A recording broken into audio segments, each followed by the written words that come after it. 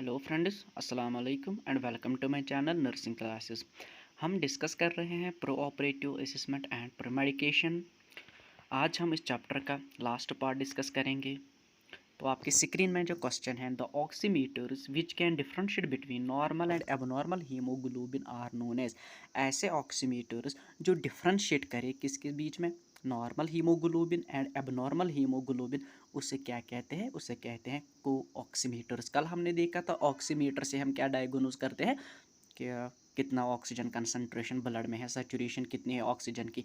लेकिन जो को ऑक्सीमीटर्स है ये क्या करते हैं, ये डिफ्रेंशिएट भी करते हैं कि नॉर्मल हीमोग्लोबिन कौन सा है और एबनॉर्मल हीमोग्लोबिन कौन सा है। ऑक्सीजन जो ऑक्सीजन हीमोग्लोबिन के साथ है तो वो तो नॉर्मल है, कहीं पे कार्बन डाइऑक्साइड हीमोग्लोबिन के साथ हो जाता है वो तो एबनॉर्मल हीमोग्लोबिन है, ठीक है। तो ये डिफ्रेंशिएट भी करता है between normal and abnormal haemoglobin. Next question आपकी स्क्रीन में है, continuous measurement of carbon dioxide in blood is known as. Continuously measure करना कार्बन डाइऑक्साइड को ब्लड में, या कंटिन्यूअसली एनालाइज करना ब्लड को कि इसमें कितना कार्बन डाइऑक्साइड है, इसको क्या कहते हैं? तो उसको हम बोलते हैं कैपेनोग्राफी। तो कैपेनोग्राफी क्या है कि हम इससे देखते हैं कि कार्बन डाइऑक्साइड की कंसंट्रेशन कितनी है ब्लड में। नेक्स्ट क्वेश्चन आपकी स्क्रीन में है, modern analysers can analyse blood gas with in a period of. जो अब मॉडर्न एनालाइजर है, एनालाइजर उनको क्या एनालाइज करना होता है कि जो ब्लड है इसमें कार्बन डाइऑक्साइड कितना है, इसमें गैसेस कितने हैं, ठीक है। तो वो जो मॉडर्न एनालाइजर है, मॉडर्न मशीन जो है, कितने टाइम में ये एनालाइज करके देती है ब्लड गैस, तो विद इन 2 to 3 मिनट्स, ठीक है। जो मॉडर्न एनालाइजर्स है वो एनालाइज करके देते हैं ब्लड गैस कितने टाइम में, within 2 to 3 minutes. Next question आपके स्क्रीन में है, cessation of respiration for more than 10 seconds is known as. Cessation का मतलब होता है स्टॉपेज, ठीक है। रेस्पिरेशन स्टॉप होना 10 सेकंड से ज़्यादा, इसको क्या बोलते हैं? तो उसको बोलते हैं हम एपनिया, ठीक है। सीजेशन ऑफ रेस्पिरेशन या stoppage of respiration for more than 10 seconds is known as, तो उसको हम बोलते हैं एपनिया।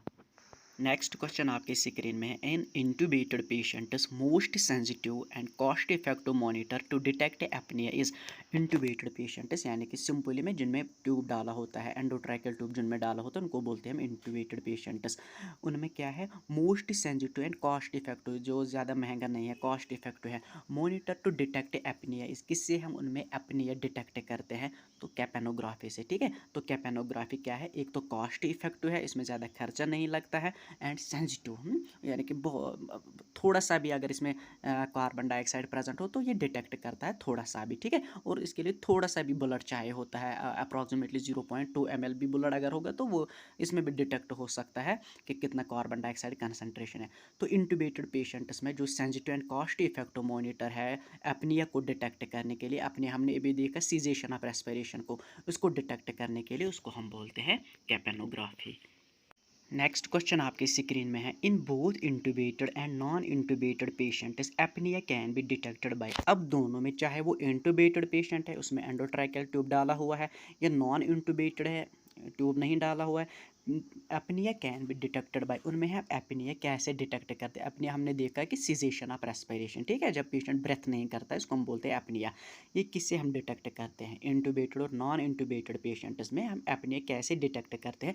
तो पल्स ऑक्सीमीटर से हम इसको डिटेक्ट करते हैं, क्योंकि कल के वीडियो में हमने देखा कि जो पल्स ऑक्सीमीटर है उससे हमें पता चलता है कि सैचुरेशन कितनी है, ठीक है, ऑक्सीजन सैचुरेशन कितनी, मैंने बोला था 97 to 98 के बीच में होनी चाहिए, इससे अबव होनी चाहिए। इससे हमें पता चलता है कितना। अगर हम पल्स ऑक्सीमीटर से ही देखेंगे तो पल्स ऑक्सीमीटर पे अगर ये होगा एपनिया होगा तो इसका मतलब कि कार्बन डाइऑक्साइड कंसंट्रेशन ज़्यादा होगी, ऑक्सीजन कंसंट्रेशन कम होगी, तो यहाँ पे जो रीडिंग है वो इस टाइम कम दिखेगी। तो बोथ इंटूबेटेड या नॉन इंटूबेटेड पेशेंट्स में हम एपनिया को डिटेक्ट करते हैं बाय पल्स ऑक्सीमीटर्स, ठीक है। तो पल्स ऑक्सीमीटर्स पे हमें रीडिंग आएगी जो बहुत कम होगी, तो इससे हमें पता चलेगा कि एपनिया है पेशेंट में, एपनिया, चाहे वो इंटूबेटेड पेशेंट होगा या नॉन इंटूबेटेड पेशेंट होगा। नेक्स्ट क्वेश्चन आपकी स्क्रीन में है, मोस्ट एक्यूरेट टेम्परेचर इज। जो मोस्टली टेम्परेचर डिटेक्ट करता है, मोस्ट एक्यूरेट टेम्परेचर कौन सा होता है? तो कोर टेम्परेचर होता है। रेक्टल टेम्परेचर भी है, ठीक है, फिजिकल टेम्परेचर भी है, बहुत सारे हैं, लेकिन जो एक्यूरेट टेम्परेचर होता है वो कोर टेम्परेचर होता है, जिसको हम इसोफेगस में मेजर कर सकते हैं, पल्मोनरी आर्टरी में मेजर कर सकते हैं, नेसोफेरिंगस। बट मोस्टली ये ज़्यादा नहीं करते because it is very costly and more complicated, इसलिए ये ज़्यादा नहीं करते हैं। तो जो most most accurate temperature is core temperature, क्योंकि हम देखते हैं कि हाइपोथर्मिया ना हो, ठीक है। पेशेंट को ड्यूरिंग इंट्रा ऑपरेटिव पीरियड ज़्यादातर जो कॉम्प्लिकेशन आते हैं वो हाइपोथर्मिया आती हैं, टेम्परेचर डिक्रीज हो जाता है। तो जो मोस्ट एक्यूरेट टेम्परेचर है वो कौन सा है, वो है कोर टेम्परेचर। नेक्स्ट क्वेश्चन आपकी स्क्रीन में है, यहाँ पे थोड़ी सी मिस्टेक है। Most common complication seen during, यहाँ पे एनेस्थीसिया है, ठीक है। सीन ड्यूरिंग एनेस्थीसिया या during intra operative period, operation के दौरान या ड्यूरिंग एनेस्थीसिया जो मोस्ट कॉम्प्लिकेशन होती है वो क्या होती है, हाइपोथर्मिया। हाइपोथर्मिया का मतलब होता है कि बॉडी टेम्परेचर डिक्रीज हो जाता है, ठीक है, डिक्रीज ऑफ बॉडी टेम्परेचर। तो जो most common complication seen during anaesthesia और seen during intra operative period, तो उसको वो कौन सी कॉम्प्लिकेशन है, तो वो है हाइपोथर्मिया।